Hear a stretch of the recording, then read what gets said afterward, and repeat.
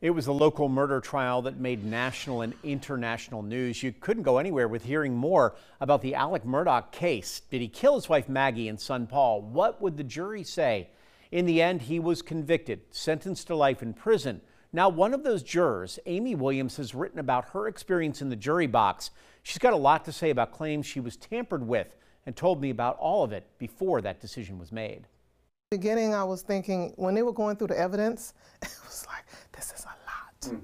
And trying to put everything together, but then as things progressed, it made more sense. And as it was making more sense, as horrible as it was, it got a little easier to see, once you could see clearly what was happening. You know, when you make a 911 call, they're trying to get you the help you need. You're trying to get the help you need because of what's happening.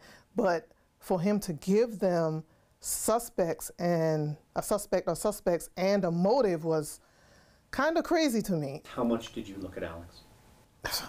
I tried not to. It was, I couldn't. So, you know, I looked sometimes, but when he really started the waterfall and all that stuff, I just turned my head because I felt it was too much. It was just too much. You felt he was performing? Yes, I did. He just couldn't make sense of the timeline after that. Nothing he said made sense. It did not click. And it was obvious to me then that, no, you did it. Many people would say it was incredibly quick that you guys came back with that verdict. Well, Andrew, 6 weeks.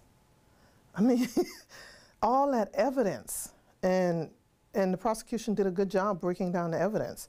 And the witness testimony was, I mean, they were so courageous and they were believable. I feel they had no reason to lie. We did the initial vote just to see where we were. Nobody knew who voted what because we just wrote yes or no down on a piece of paper. And from there, we were like, okay, let's open the floor for questions. And there were a lot of questions. We watched some video clips. We looked at certain pieces of evidence for whatever the questions were. And then when we got to the decision part, she was like, you have to be sure. Because this is a decision you're going to live with for the rest of your life.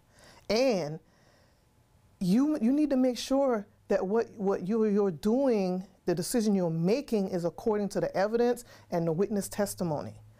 You don't want to do anything on opinion. You don't want to do anything on feeling, okay? Because, you know, of course, this is a man's life at stake.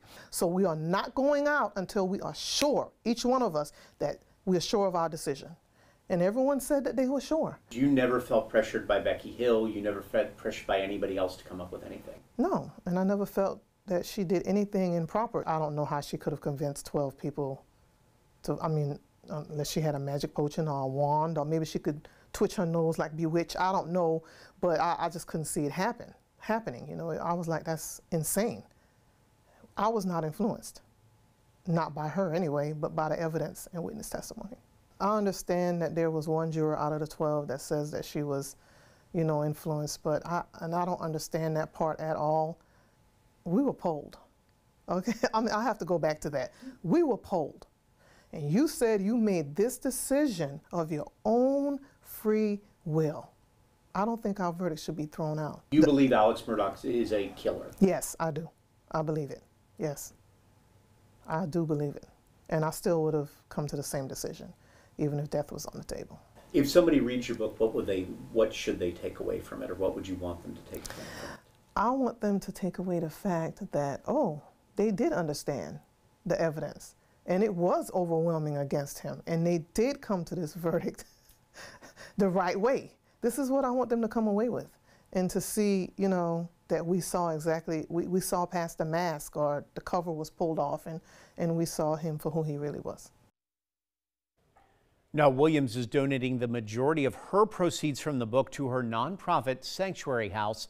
It's a proposed long-term shelter for abused and battered women in the Lowcountry. She's going to be holding book signings December 5th at the Colleton Coffee Shop and December 6th at the McIntosh Bookshop on East Bay Street. For more of my interview with Amy and all of our Murdaugh coverage, you can go over to WSAV.com/Murdaugh.